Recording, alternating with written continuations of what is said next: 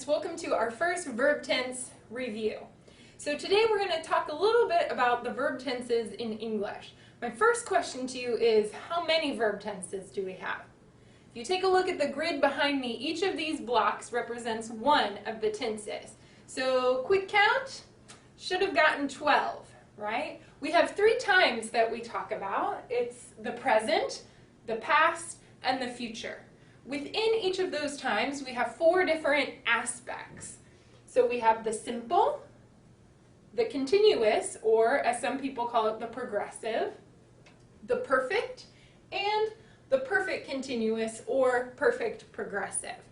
Today, we're going to just look at 2 of those and compare them a little bit. The first one that we'll take a look at is the simple present. The second one that we'll see is another present tense. This one is the present continuous.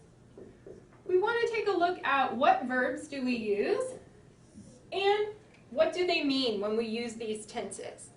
Now, the very first thing that I'm going to draw for every verb tense is a timeline. And I'll draw this little line to represent now.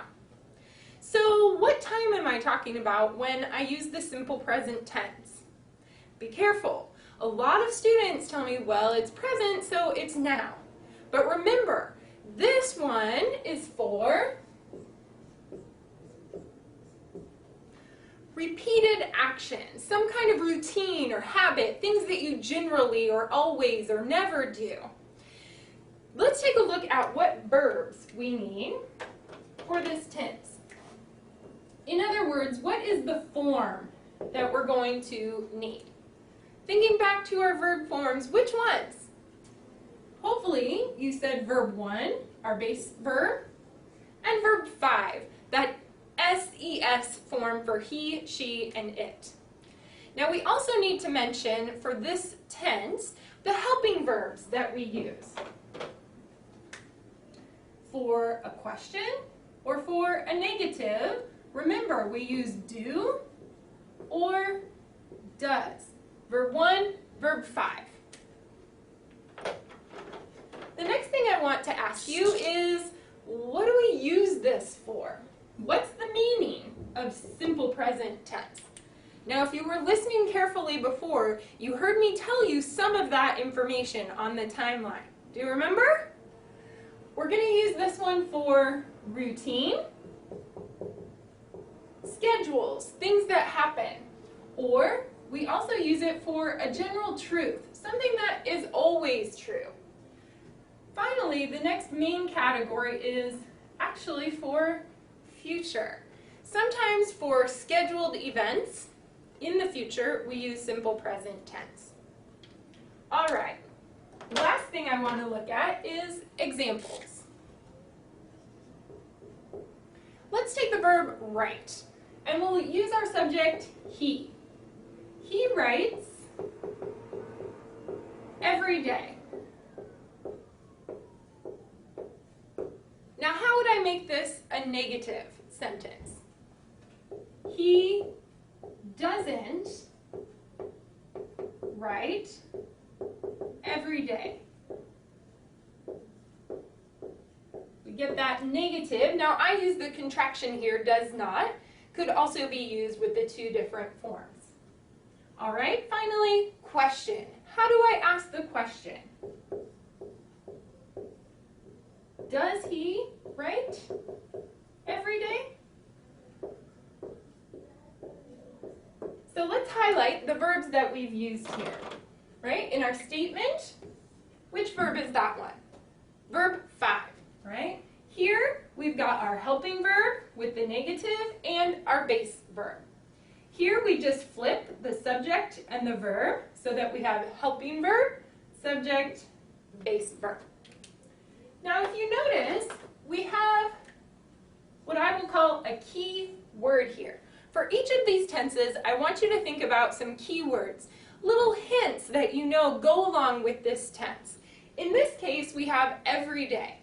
These kinds of words that tell us how often something is happening.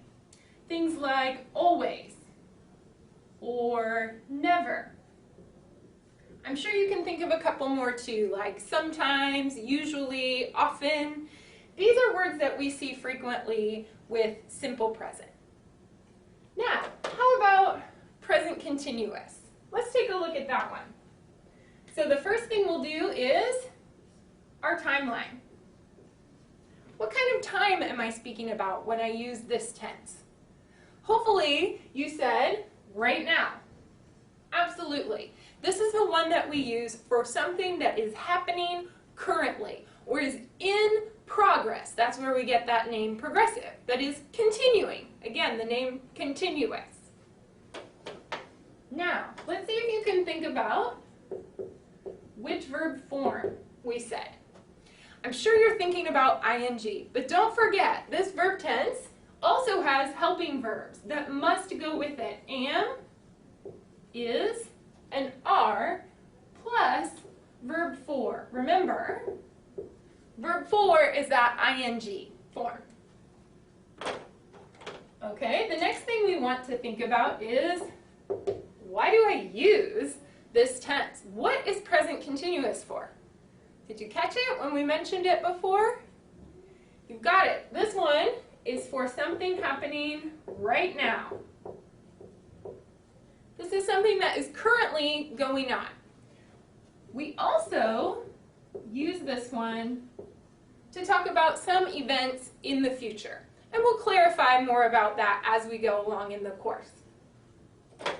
Now the next thing that we need, of course, is our examples. So we'll stick with our subject he and write. So if we take the sentence, he is writing now,